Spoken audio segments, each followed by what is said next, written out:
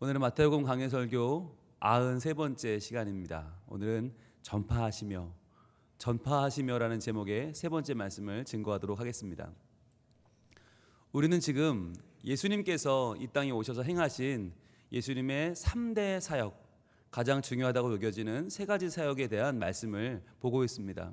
그것이 마태복음 4장 23절인데요. 그 가운데서도 우리가 가르치시며 회당에서 가르치셨다는 것이 무슨 의미인지 넉 주 동안 봤고요. 그리고 이제 오늘 전파하시며 천국 복음이 과연 무엇인데 그것을 전파하셨는가라는 것을 3주째 보고 있습니다.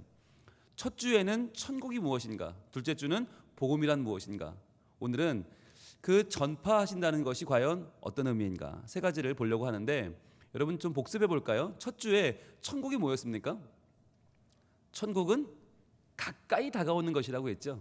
예수님이 전하신 천국 복음은 천국이 가까이 왔다라는 것이라고 했어요. 그 당시에 모든 사람들은 천국을 멀어지게 한다고 그랬죠. 천국을 율법을 지켜야 되고 이건 뭘 해야 되고 자꾸만 조건을 갖다 붙이니까 천국은 점점 가기 어려운 곳, 점점 멀어지는 곳. 그래서 그 당시에 바리새인들도 그렇고 율법사, 서기관, 전부 종교 지도자들이 우리나 돼야 간신히 가지 너희는 못 간다라고 일반적인 서민들에게는 천국에 대한 완전한 거리를 확 벌려버렸다고 그랬죠. 그래서 우리가 겨우 가는 천국을 너희들이 굳이 그렇게 원하면 우리가 조금 도와줄 수 있다, 이런 식으로 자신들이 존경을 받고 일반 사람들은 천국에 못 가는 사람처럼 다들 율법을 지키지 못하는 자로 무시하던 시대였다고 했죠. 그러다 보니까 일반 사람들은 뭐 안식일을 제대로 지켰겠어요? 율법이 그 많은 수백 가지를 어떻게 지켜요? 못 지키니까 천국은 아예 갈 엄두를 못 내던 시절에 예수님은 어떻게 해요?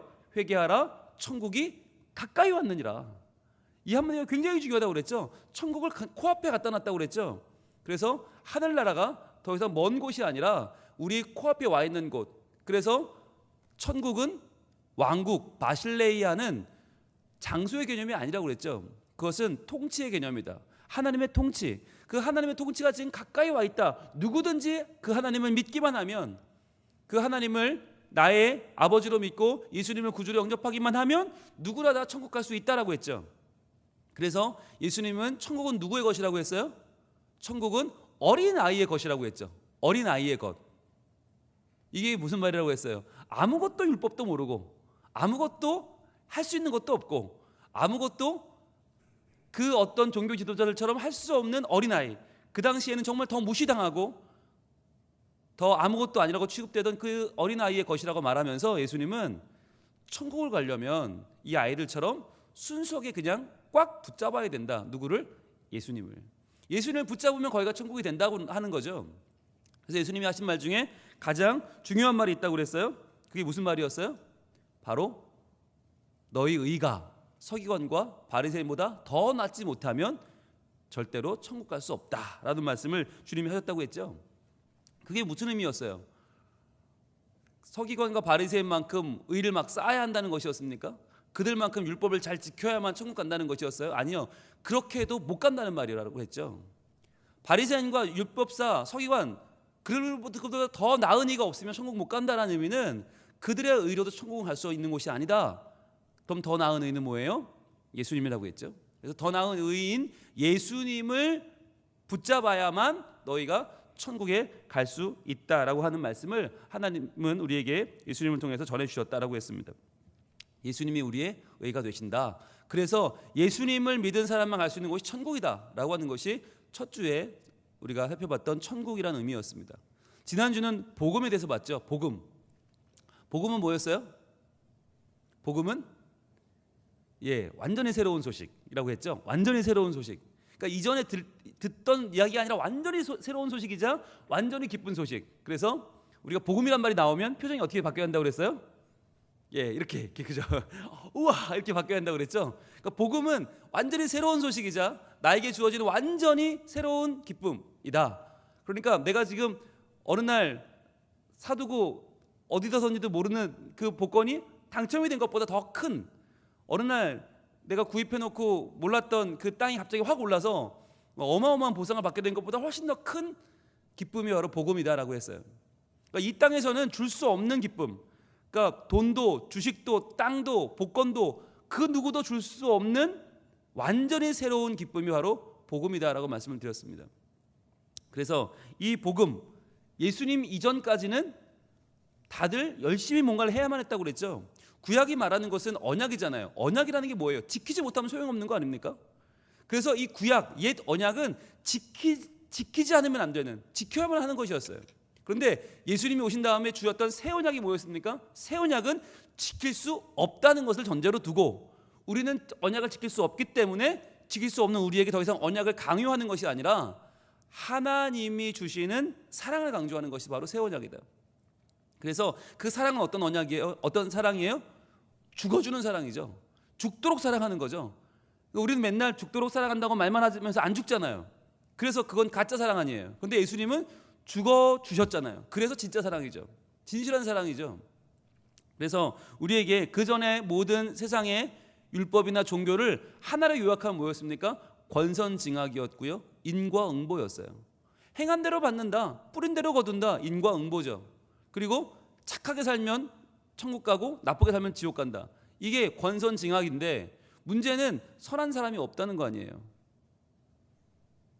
굳이 우리 중에, 여기 와 있는 우리 중에 누가 제일 착하냐 뽑을 수 있겠죠. 막 여러 가지 테스트를 하고 여러 가지 검사를 하고 여러 가지 막 이제 뭐 거짓말 탐지기 막 붙이면 한 명 뽑을 수 있을 거예요. 그러면 문제는 그 사람이 그럼 얼마나 선하냐?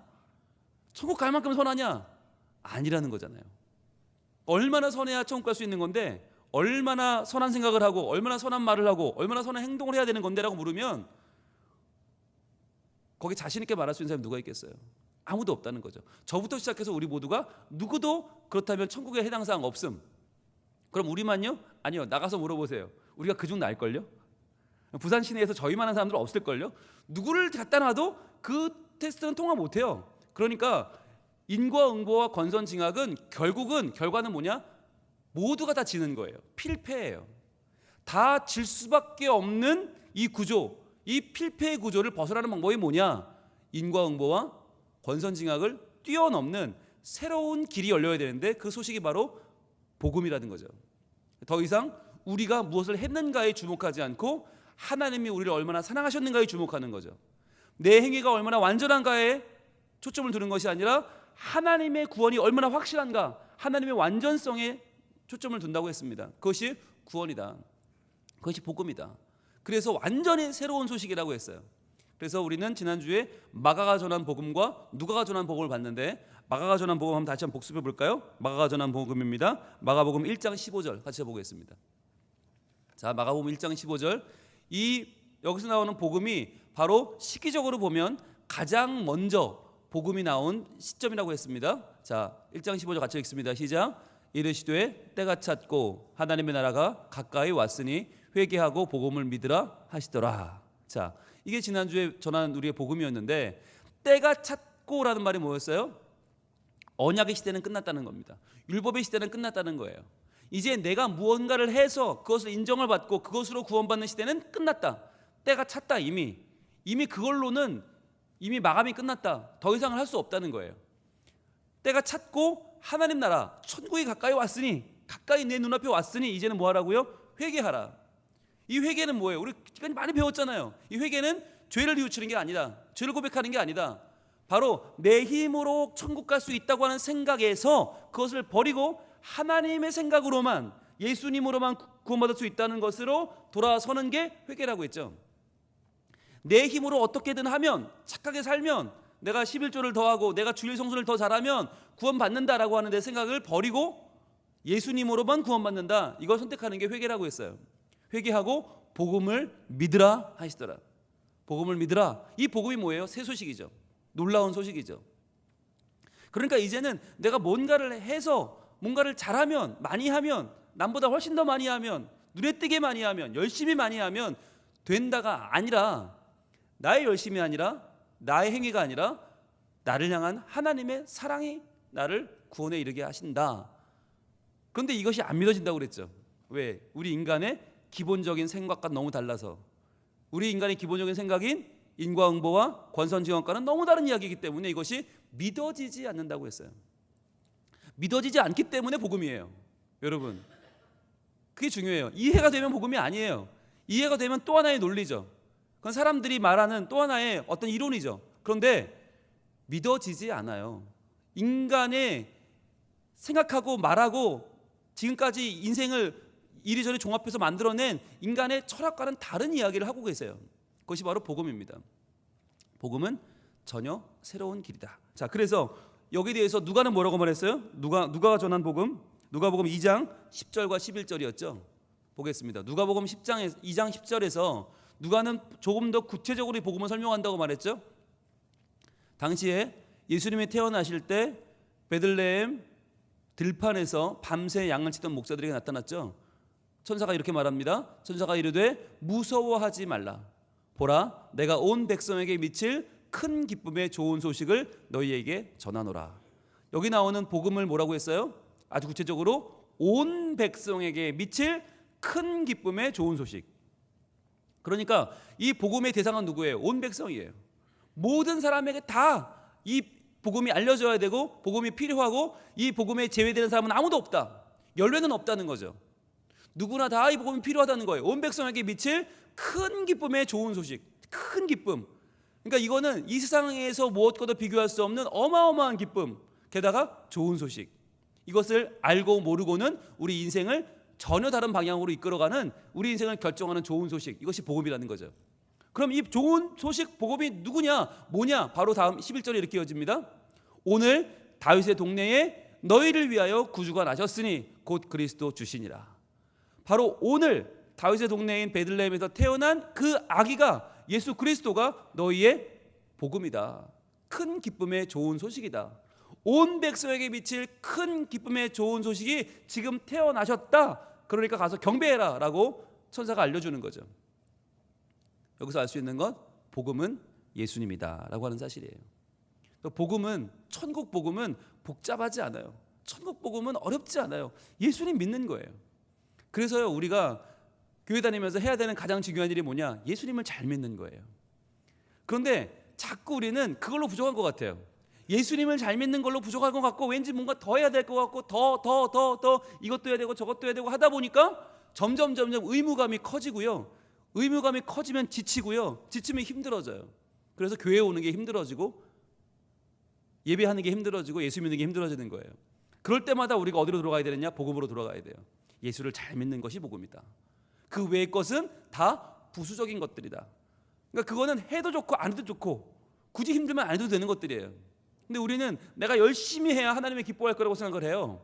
내가 열심히 해야 구원을 받는다? 아니라고요. 네, 제가 얼마나 아니라고 해야 여러분 믿으시겠어요? 여러분 표정은 아직도 아니야, 그래도 목사님은 열심히 하는 걸 좋아할 거야, 이런 표정이세요 지금. 아니, 그렇지 않아요. 여러분 열심히, 제가 이렇게 끝까지 말씀드릴게요. 열심히 하지 마세요. 열심히 하지 마세요. 왜? 열심히 하다 보면 그 자체가 의가 되고요, 열심히 하는 게 우리의 뭔가의 자격이 돼요. 그래서 열심히 안 하는 사람은 그 꼴을 못 봐요, 우리가. 그래서 그 사람이 자꾸 미워져요. 그리고 저 사람이 한심하게 느껴지고 저 사람은 천국 백성이 아닌 것 같이 보여요. 왜? 내가 열심히 하기 때문에. 이게 굉장히 위험한 거예요. 그래서 교회 안에 열심히 하는 분들이 많으면 교회 안이 피곤해져요. 힘들어져요. 그리고 더 이상 복음이 복음되지 못하고 복음이 밀려나요. 어디론가 사라져버려요. 그리고는 인간의 열심과 인간의 뭔가 의지와 인간의 업적이 점점 많이 이렇게 커지면서 그러지 않은 사람들은 교회에 못 남아있어요. 그건 굉장히 불행한 일이에요. 교회는 천국이 되어야 되지 않습니까? 교회는 천국의, 이 땅의 천국 지사가 우리 성민교회예요. 천국의 부산지사, 그러면서 사지사면서 괴정지사가 우리 성민교회인데 여기에 천국 갈 사람들이 별로 없다 그러면 여러분 큰일 난 거 아니에요?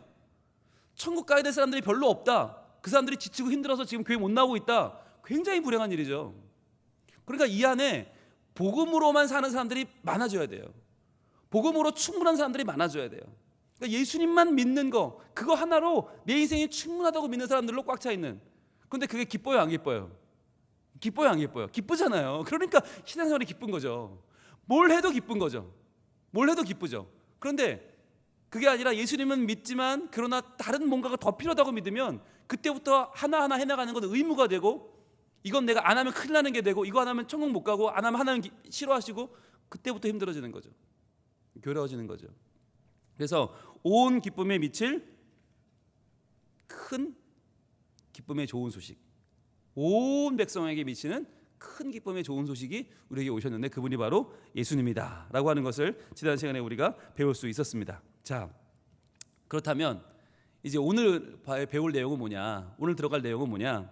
바로 이 전파하시는 사역이, 그렇다면 이 예수님의 3대 사역인 가르치시고 전파하시고 고치시는 사역 가운데에서 차지하는 비중이 뭐냐는 거예요. 그렇다면 이 세 가지 중에서 이 전파하시는 사역이 차지하는 비중, 그 중요성이 뭐냐라는 것을 좀 볼 필요가 있습니다. 왜냐하면 예수님이 전파하시는 사역만 나온 게 아니라 가르치시며 전파하시며 고치시는 게 같이 나왔거든요. 그래서 모든 교회에서 이 세 가지를 뭘로 삼냐면 교회의 목적을 삼습니다. 교회의 사명을 잡습니다. 그런데요, 여기서 중요한 거, 가르치시며 전파하시며 고치시는 게 다 중요한가라고 하는 거예요. 다 중요한가? 이게 똑같이 중요한가? 이게 정말 이게 A, B, C의 일인가? 아니라는 거예요. 일단 오늘 보겠습니다. 오늘 본문 마태복음 4장 23절을 같이 보겠습니다. 시작. 예수께서 온 갈릴리에 두루 다니사 그들의 회당에서 가르치시며 천국 복음을 전파하시며 백성 중에 모든 병과 모든 약한 것을 고치시니. 아멘. 자, 오늘 말씀이죠. 여기서 온 갈릴리에 두루 다니셨잖아요, 예수님이. 갈릴리가 그러면 뭐가 필요한 동네였나라고 하는 걸 떠올려 볼 필요가 있어요. 가르치시는 거, 천국 복음 전파하시는 거, 고치시는 것 중에서 과연 뭐가 필요한 동네가 갈릴리였는가? 여러분, 갈릴리 사람들은요, 자기를 유대인이라고 부르지 않았어요. 우리가 알잖아요, 갈릴리가 얼마나 험한 동네였는지. 항상 전쟁이 그치지 않고 항상 뭔가 호요가 일어나는 곳이 갈릴리였어요. 항상 외부의 침략이 있고 외부의 도전이 있고 항상 이 예루살렘을 중심으로 한 유대와는 뭔가가 다른 동네, 사마리아보다도 더 위에 있는 동네. 그러니까 여기는 별로 이 유대 사람들의 관심이 가지 않았단 말이죠. 이스라엘 사람들 중에서도 변방의 사람들, 소외된 사람들, 먹고 살기 힘든 사람들이었어요. 그러다 보니까 이 사람들은 율법에서 점점 더 멀어질 수밖에 없고 율법을 지킬 수 없는 사람들이었죠. 그런데 희한한 거는 예수님은 그곳에 가서 복음을 전했단 말이죠. 그 율법과는 전혀 거리가 멀어 보이는 사람들을 불러다가 누굴 삼았어요? 제자를 삼았어요. 그게 바로 어부잖아요. 당시 어부들 눈만 뜨면 고기 잡아야 되고 눈만 뜨면 그물 손질해야 되는데 율법을 어떻게 지켜요? 안식일을 어떻게 쉬어요? 하루도 못 쉬고 매일 일하는 사람들, 율법이 뭔지도 모르는 무지랭이들, 어찌 보면 글도 모르는 사람들을 데려다가 예수님이 제자를 삼으셨다. 이게 뭘 말해주는 거죠?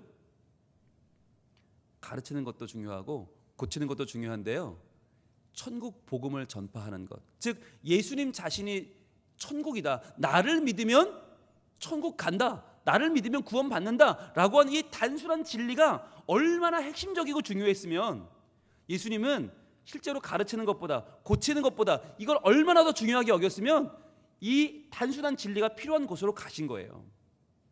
가장 단순한 진리가 필요한 곳으로 가셨다. 그것이 갈릴리였던 거예요. 거길 두루 다니시면서 주님은 이 세 가지 사역을 행하셨는데 중요한 거는 가르치셨다. 뭘 가르친 겁니까? 예수님이 복음이라는 걸 가르친 거예요. 내가 곧 천국이라고 가르친 거예요. 그러니까 가르치시며 이게 왜 중요하냐? 전파하셨으니까 중요한 거죠. 그럼 고치시는 거 왜 중요했어요? 예수님이 고치는 전문가예요? 예수님이 의원이에요? 아니거든요. 의원이 아닌 예수님 왜 고칩니까? 성경에 메시아는 고치는 사람이라고 나왔으니까. 메시아가 오시면 병든 자가 낫고 눈먼 자가 눈을 보고 귀 먹은 자가 들리고 벙어리가 입을 열 거라고 성경에 써 있으니까 고치신 거예요. 내가 그 사람이라고 알려주기 위해서. 가르치신 거 내가 그 사람이라고 알려주려고 가르친 거예요. 그러면 결국 그게 다 뭐 한 거예요? 천국 복음을 전파하신 거다라고 하는 거죠. 여러분, 마태는요 습관이 있어요. 글 쓰는 습관이 하나 있는데 뭐냐면 여러 가지를 나열할 때 제일 중요한 걸 가운데 넣어요. 그게 마태의 습관이에요. 그래서 산상수훈 가운데서도 5, 6, 7장 중에 제일 중요한 말씀을 6장에 가운데 넣고 6장 중에 제일 중요한 가운데 부분에 뭐가 있냐? 주기도문이 있어요. 그러니까 점점 마태는 맨 앞부터 얘기를 하는 두 가식도 아니고 맨 끝에 얘기하는 미과식도 아니고 가운데로 밀어넣어요. 이게 그 당시에 글 쓰는 방법이에요. 그래서 마태는 여기서도 가르치시며 전파하시며 고치신 일을 말하면서 제일 중요한 걸 어디다 넣었어요? 가운데 넣었단 말이에요. 천국 복음을 전파하시는 게 제일 중요하다. 그런데 오늘날 교회는 뭘 열심히 하고 있죠? 이름이 교회잖아요. 교회, 가르치는 모임이잖아요. 가르치는 거 되게 열심히 해요.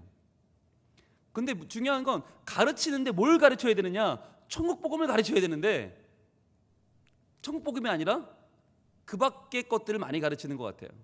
그래서 가르치는 사역이 천국을 깨닫는 거랑 별로 관계가 없어요. 그러니까 가르침은 많은데 예수님을 잘 믿는 거랑 별로 관계가 없어요. 너무 많은 가르침 속에서 배운 사람과 안 배운 사람의 틈이 벌어지기 시작하고 배운 사람들의 교만이 하늘을 찌르기 시작하고 그러면서 교회 안에서는 어떤 것이 자격을 나누는 것으로 작용하게 되는 경우가 너무 많아요. 열심히 배우는데 배워서 그것으로 천국 가는 데 별로 도움이 안 된다. 그래가지고 여러분 저희 교회는 어떻게 해요? 먼저 무슨 가르침이 있어요? 하사품이 있죠. 하사품, 하나님 사랑의 품속으로 12주 동안 은혜만 나누는 시간이거든요. 그거 끝나면 말씀 묵상 훈련 학교로 가죠. 그래서 말씀을 배워요. 말씀을 훈련하는 법을 배워요. 묵상하는 법을 배워요. 그 다음에 기도 훈련 학교로 갑니다. 그래서 말씀 훈련 배운 걸 가지고 그대로 말씀으로 기도하는 훈련을 배워요. 그 다음에 마지막 과정이 뭐냐? 이 가르침의 최종 과정이 뭐냐면 바로 복음 훈련 학교예요.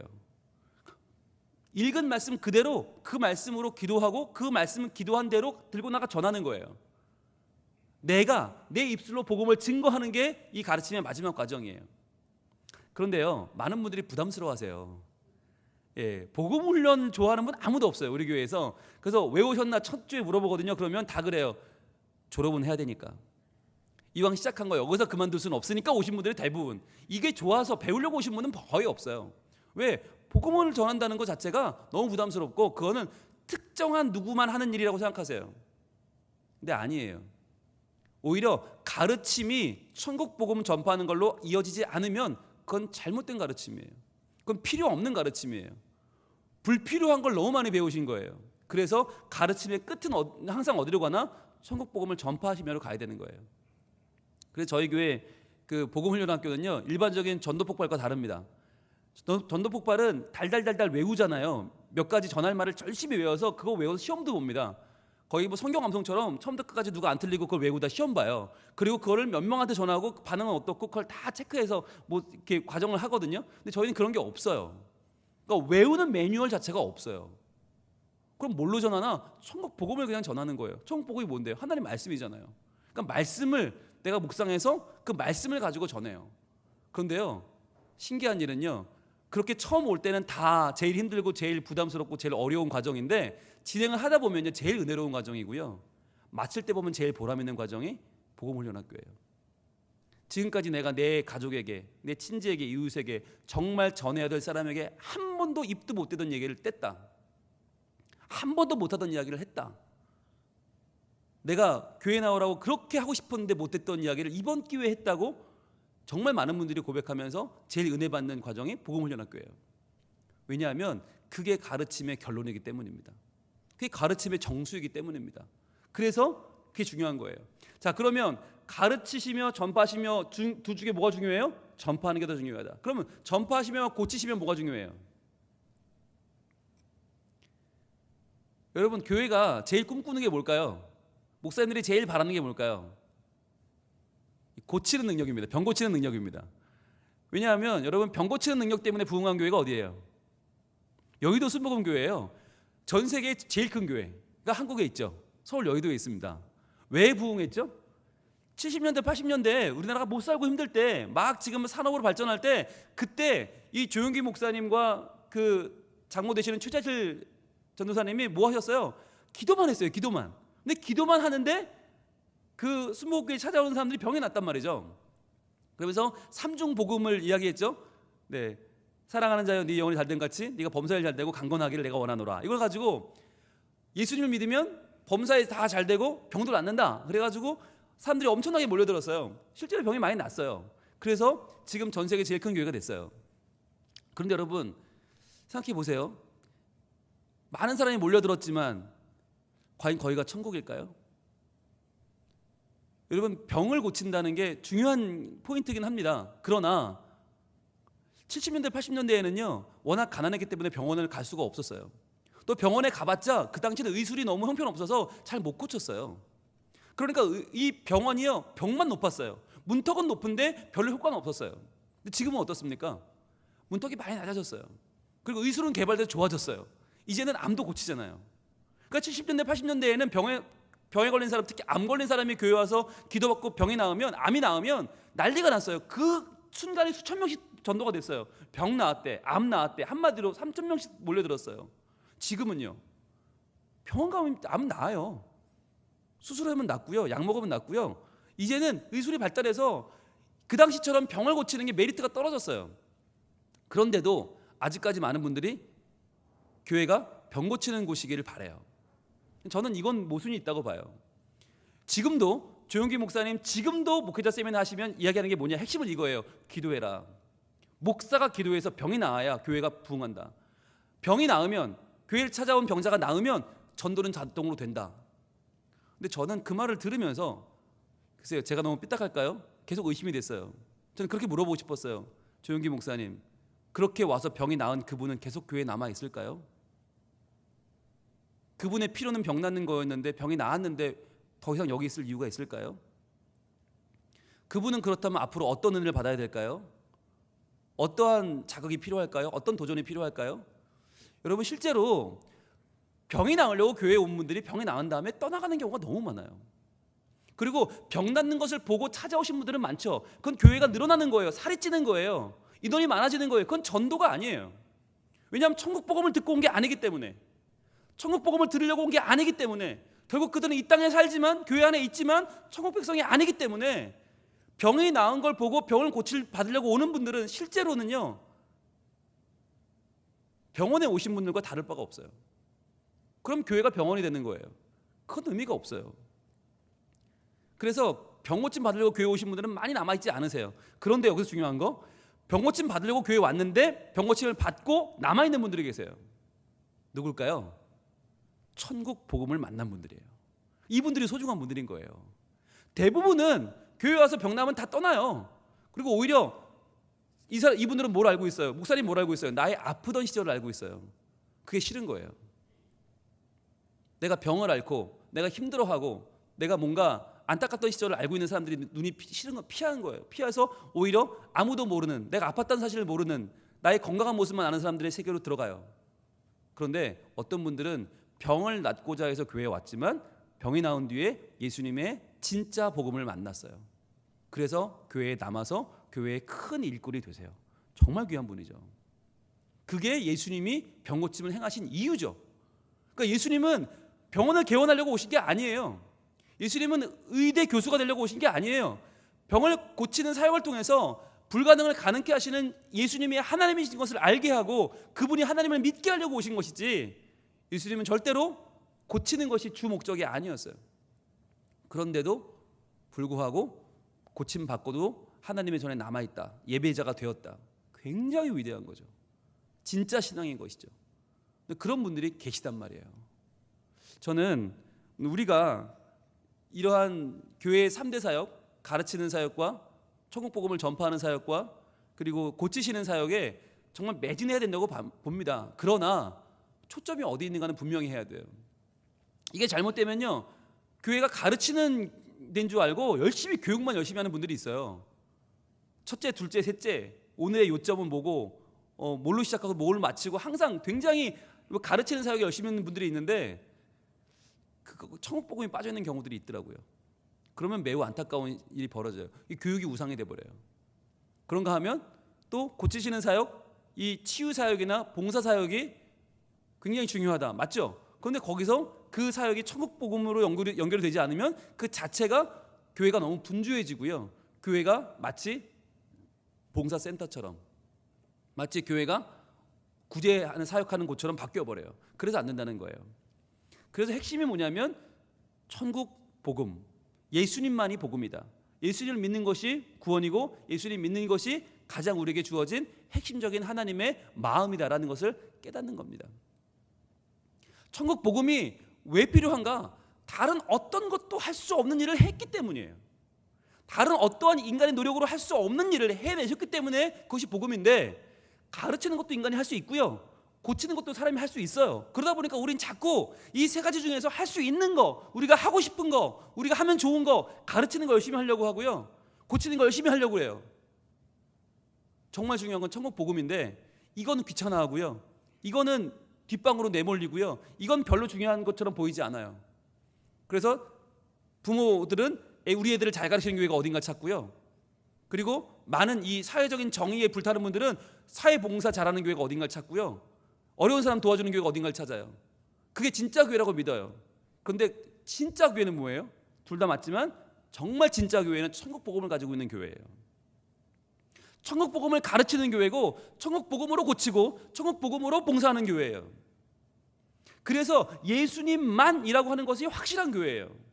그렇지 않으면 교회가 선교센터가 되고 봉사센터가 되고 교회가 야학이 되고 교회가 이 세상이 하는 걸 뒤따라가는 시대가 돼버려요. 안 된다는 거예요. 교회만의 정체성이 무엇인가?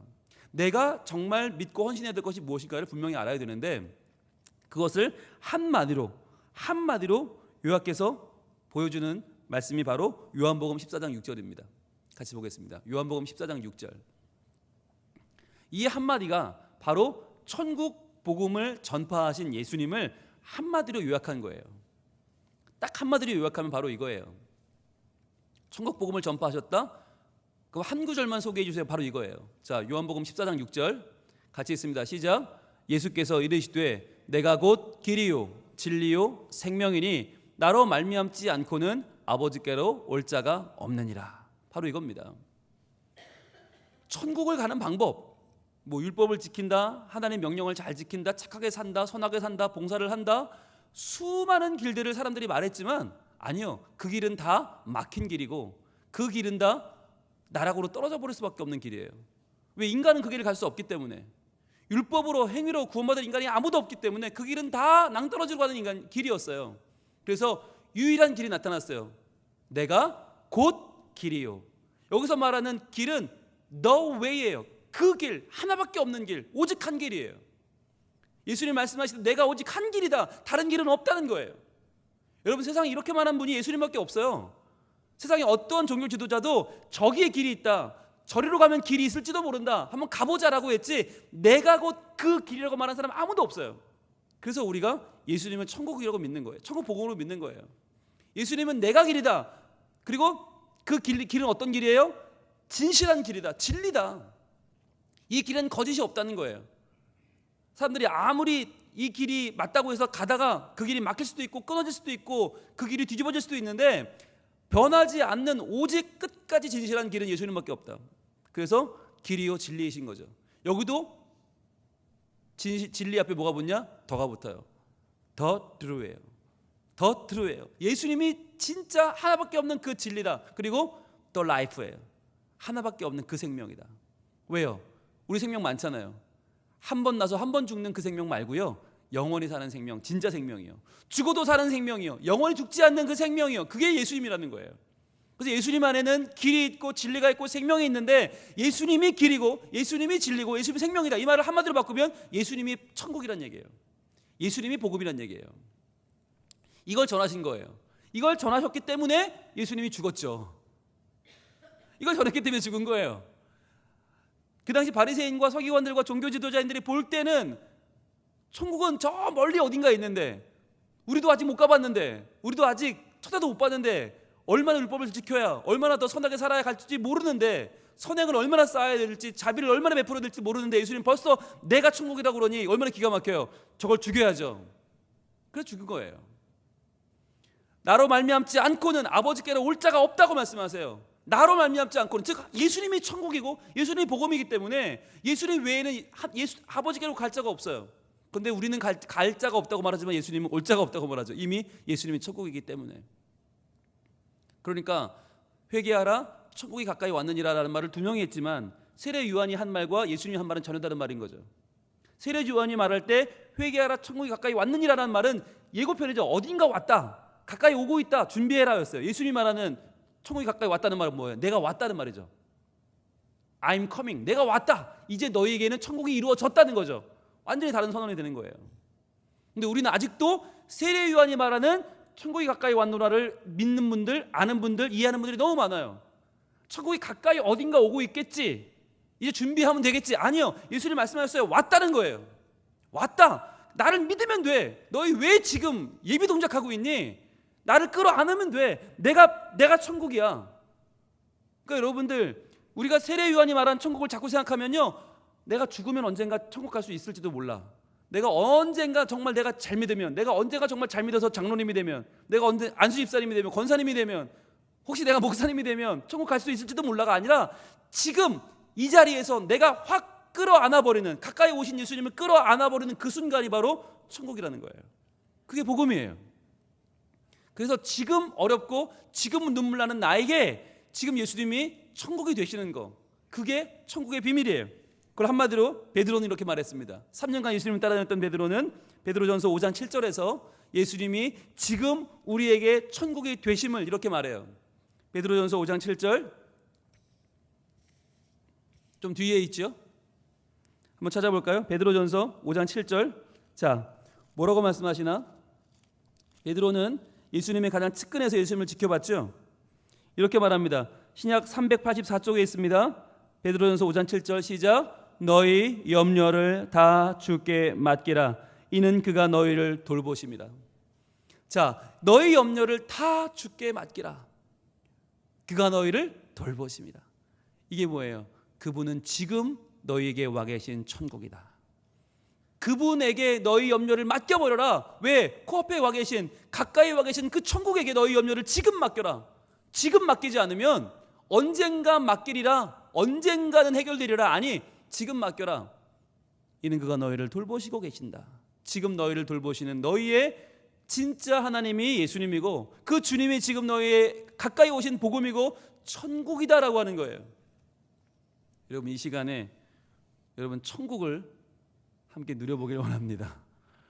우리 주님의 말씀은 임했다는 거예요. 왔다는 거예요. 내가 왔는데 너희는 왜 또 누굴 보고 있느냐? 왜 또 다른 데를 보고 있느냐? 내가 너희에게 왔는데. 여러분, 이 시간 우리의 염려 지금 얼마나 많아요? 이런저런 생각들이 많고 복잡하잖아요. 그런데 그러한 우리의 마음을 지금 주님은 내게 맡기라 라고 원하십니다. 너희 염려를 다 내게 맡기라. 내가 너를 친히 돌보겠다. 여러분, 이 시간에 이 천국을 우리 함께 찬양할 텐데요. 내 모든 시험 무거운 짐을 주 예수 앞에 아뢰면 근심에 쌓인 날 돌아보사 내 근심 모두 맡으시네. 무거운 짐을 나 홀로 지고 견디다 못해 쓰러질 때 불쌍히 여겨 구원해 주리 은혜의 주님 오직 예수.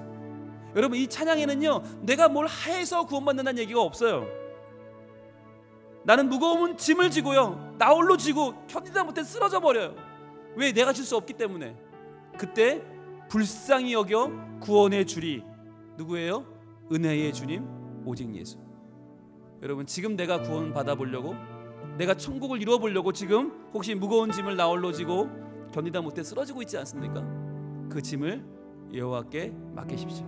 그 짐을 예수님께 맡기십시오. 그분이 우리를 돌보시고 우리에게 오셔서 우리의 노력이 아니라, 우리의 힘과 업적이 아니라 그분의 불쌍히 여기심으로 우리를 구원하시고 천국으로 우리 인도해 가실 것입니다. 찬양하겠습니다. 내 모든 시험 무거운 짐을 주 예수 앞에 아뢰이면 근심에 쌓인 날 돌아보사 내 근심 모두 맡으시네. 무거운 짐을 나 홀로 지고 견디다 못해 쓰러질 때 불쌍히 여겨 구원해 주니 은혜의 주님. 다시 한번 찬양할까요? 내 모든 시험, 내 모든 시험 무거운 짐 누구 앞에요? 주 예수 앞에 아뢰이면 어떻게 하십니까? 근심에 쌓인 날 돌아보사 내 근심 모두 맡으시네. 주님을 찬양합시다. 무거운 짐을 나 홀로 지고 견디다 못해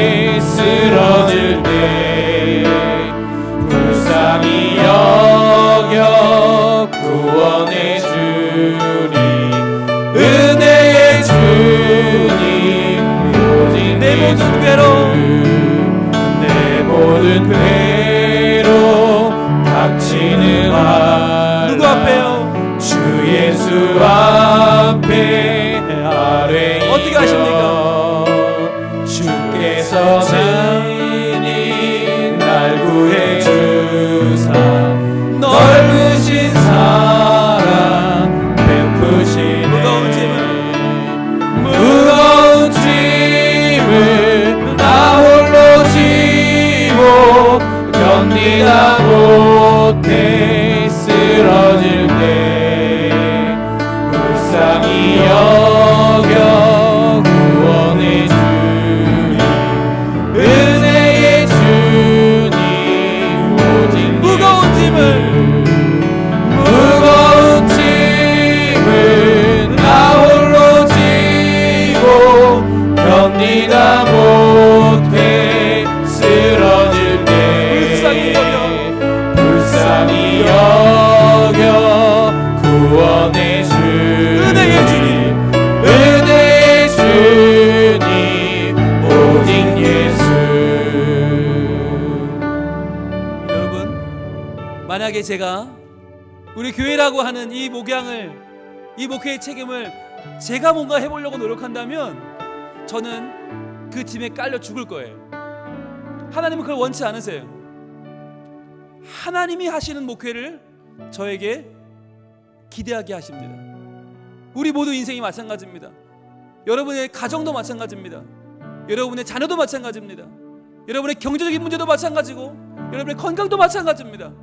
여러분, 목회는 제가 하는 거 아닌 거 아시잖아요. 근데 왜 여러분의 인생은 여러분이 한다고 생각하십니까?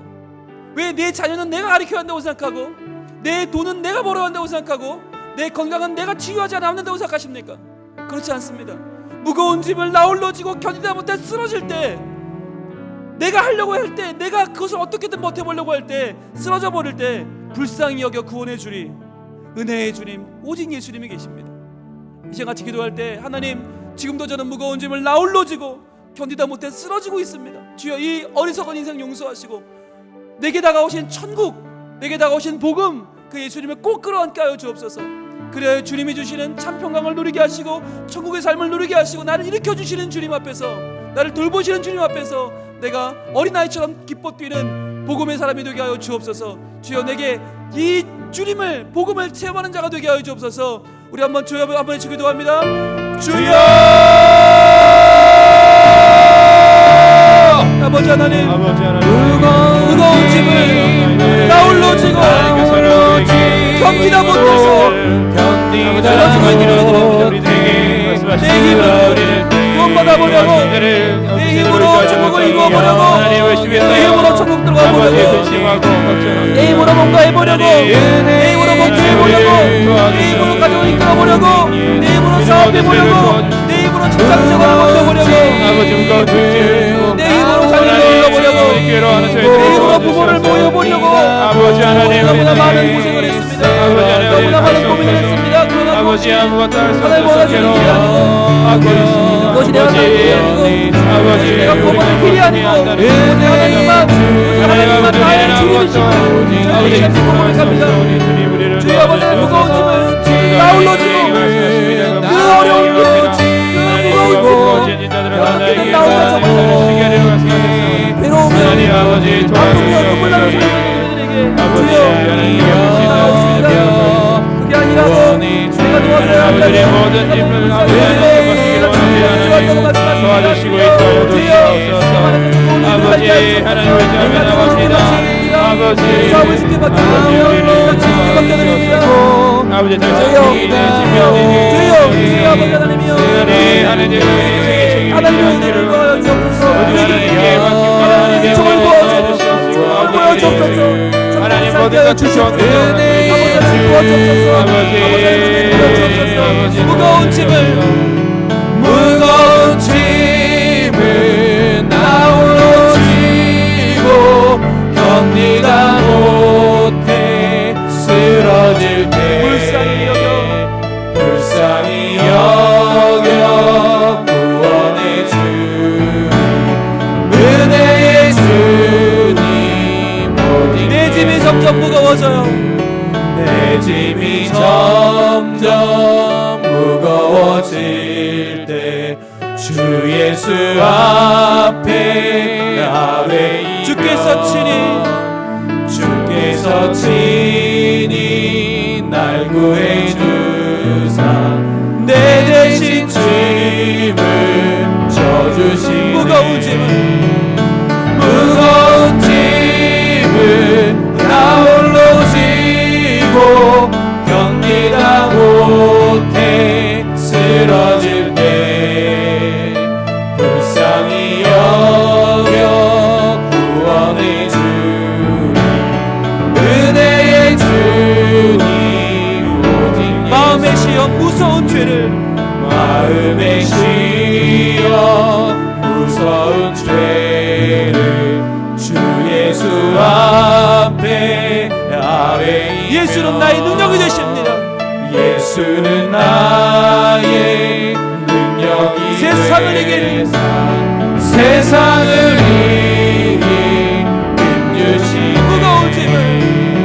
무거운 짐을 나 홀로 지고 견디다 못해 쓰러질 때 불쌍히 여겨 구원해 주니 은혜의 주님 오직 예수.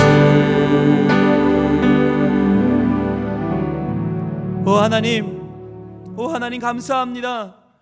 나에게 다가오셔서 내 모든 무거운 짐 대신 져주시고 나를 돌보아 주시는 천국이신 복음이신 예수님을 찬양합니다.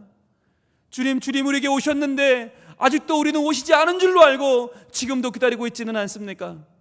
내게 임한 예수님을 끌어안으면 여기가 천국인데, 주님께 내 집을 맡기고 주님께 의지하고 살면 여기가 천국인데, 아직도 그것을 모르고 내가 뭔가를 해야 되는 줄 알고 많이 해야 되고 열심히 해야 되는 줄 알고 점점 나를 몰아치고 있는 어리석은 우리의 모습 아닙니까? 주님, 내가 해야 되는 이 많은 일들, 내가 감당해야 될 이 모든 짐들을 주님께 맡겨드립니다. 나의 천국이신 예수님께 맡겨드립니다. 주님만이 나의 왕이시며 주님만이 나의 천국이시며 나의 복음이십니다.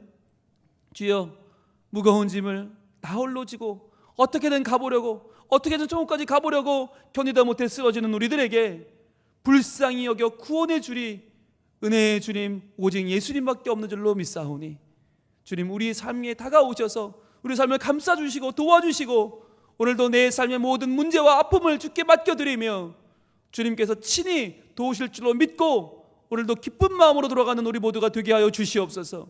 내가 해야 된다 믿었더니 힘들고 괴롭습니다, 안 되고 아픕니다, 무겁습니다, 죽겠습니다. 주여, 이러한 때에 죽겠는 우리를 위하여 정말 죽어주신 예수님, 우리의 길이요 진리요 생명이 되어주신 그 예수님께서 우리에게 오셨습니다. 나를 믿으라 하십니다. 내가 천국이라 하십니다. 내가 복음이라 하십니다. 주님을 의지하고 오늘부터 새로운 삶을 살아가는, 오늘부터 참 기쁨의 복된 소식을 붙들고 살아가는 우리 모두가 되게 하여 주시옵소서. 우리를 돌보시는 참 복음이신 예수님 이름으로 기도합니다. 아멘.